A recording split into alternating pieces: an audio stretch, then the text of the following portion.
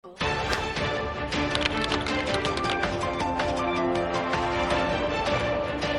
siempre, un gusto acompañarles a través de la señal de Canal I. Gracias por estar con nosotros en una nueva entrega de En Contexto. Comenzamos estos 30 minutos para abordar temas que son de interés nacional. Hoy vamos a hablar de los adultos mayores en Venezuela. Envejecer en Venezuela es uno de los peores países para envejecer, sostiene el informe Vejez en Riesgo que ha publicado la organización no gubernamental Convite, una organización sin fines de lucro que desde hace una cantidad de tiempo considerable, desde hace algunos años, está haciendo seguimiento a las condiciones de vida de los adultos mayores en Venezuela, que tiene que ver no solamente con, por supuesto, el tema del cobro de su pensión, los derechos que se obtienen una vez se llega a formar parte de este grupo etario, sino también lo que tiene que ver con la disponibilidad de medicamentos, la disponibilidad de productos para una alimentación y la disponibilidad también de servicios necesarios para mantener la calidad de vida de nuestros adultos mayores en todo el territorio nacional. Pero de este informe del año 2021 que fue presentado a principios de este mes de octubre, destaca además el tema de las muertes violentas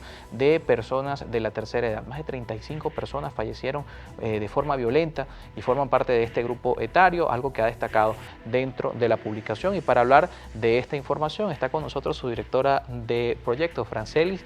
Gracias por acompañarnos esta tarde en Contexto.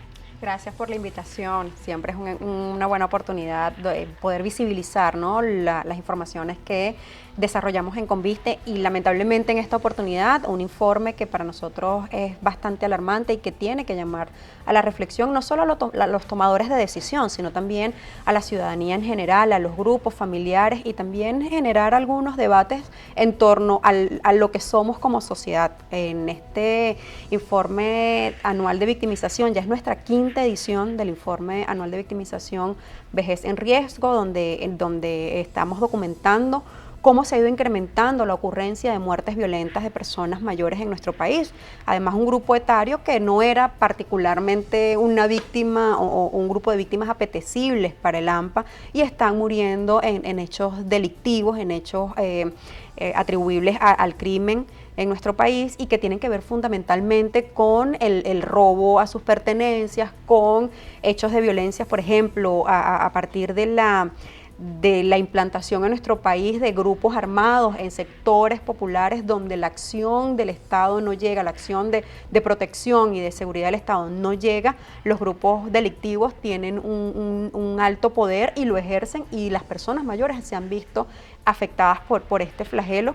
Pero además de ellos, como la situación de soledad, de desatención, la situación de precariedad y de vulnerabilidad en la que han tenido que envejecer en un país donde definitivamente es muy difícil envejecer, los hace ser aún más vulnerables, y los ha hecho pertenecer o enriquecer estas estadísticas rojas. En este primer semestre del año 2021 documentamos 102 muertes violentas de personas mayores, y de esas 102 muertes violentas, más de la mitad son muertes que ocurrieron en hechos atribuibles al crimen, ¿no? Personas mayores que fueron asaltadas en sus casas y que, bueno, probablemente opusieron resistencia, porque además en sociedades en las que las personas mayores pueden gozar de respeto por la edad, entonces se sienten en capacidad de oponer resistencia, y han sido víctimas luego de un robo que termina convirtiéndose en un homicidio.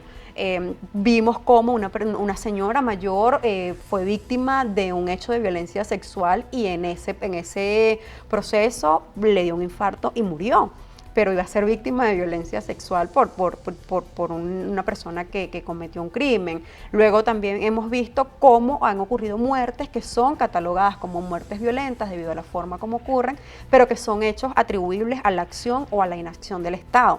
Y allí es importante destacar que al menos ocurrieron 6 muertes en este sentido. ¿Cuáles son las muertes que desde Convite documentamos como muertes que son responsabilidad directa del Estado?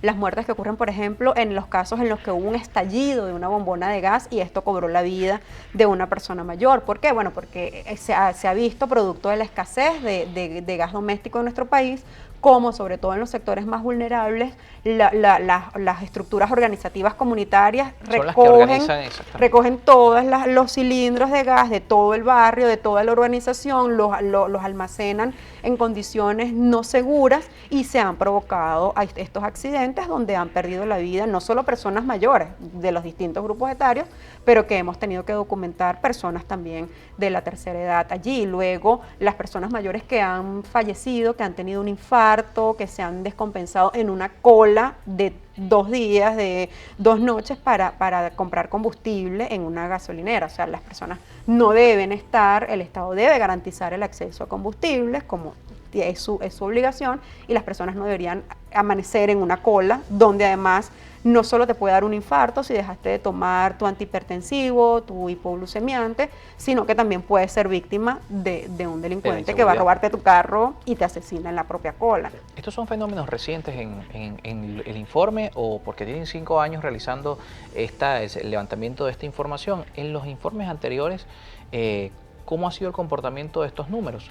Hay un crecimiento, ya nos ha mencionado, más de 100 muertes se han dado en este primer semestre.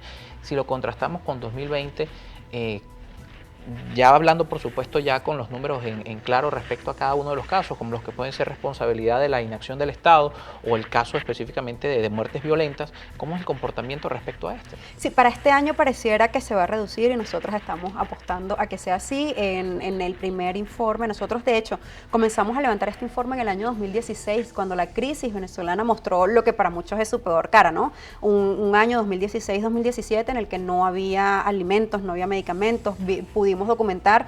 Yo recuerdo que yo fui la investigadora que levantó ese primer informe y para mí fue muy duro documentar cómo, por ejemplo, una persona mayor en el estado Zulia tenía hambre, tenía días que no comía y en un ataque quizás de ansiedad se tomó un frasco de detergente, de lavaplatos y murió intoxicado. Y por supuesto, una autopsia, un informe forense no va a decir que murió de hambre, pero la persona, el trasfondo que hay es que la persona no tiene acceso oportuno a los alimentos que requiere para cubrir sus necesidades nutricionales y en un ataque de ansiedad tomó un detergente y murió.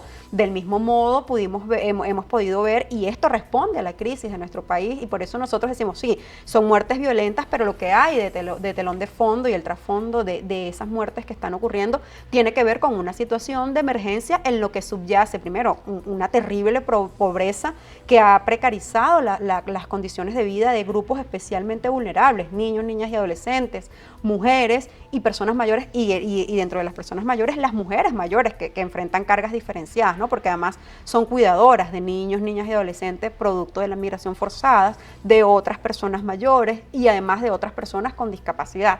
Entonces allí pudimos documentar, por ejemplo, en ese año a más de 400 muertes violentas, que incluía también muertes que ocurrieron por robo, por sicariato, por hechos atribuibles al crimen, pero muertes atribuibles a la acción o inacción del Estado y que tenían que ver con personas que fallecían en las colas de comida, en las colas para cobrar pensión, personas mayores que, por ejemplo, como este caso, se tomó un detergente y murió intoxicado, o hechos violentos también que respondían a la propia situación del país. O sea, documentamos en el segundo informe cómo en una pelea de hermanos por un trozo de pan, un hermano asesinó al otro.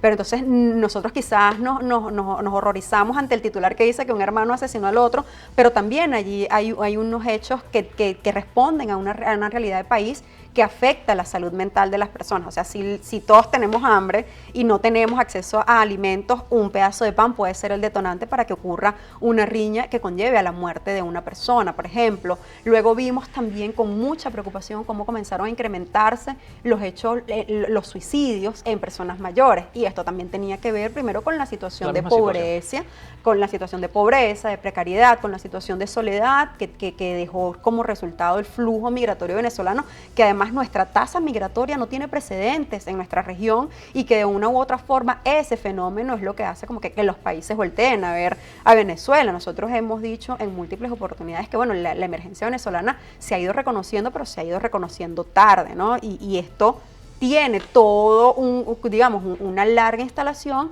que ha generado este tipo de fenómenos. La emergencia venezolana se ha ido reconociendo, pero la emergencia venezolana también ha ido mutando. Yo recuerdo que hace 3-4 años, Convite decía que, o la denuncia principal de estos informes, más allá del tema de la violencia, que también es importante, que los adultos mayores no tenían acceso a los medicamentos.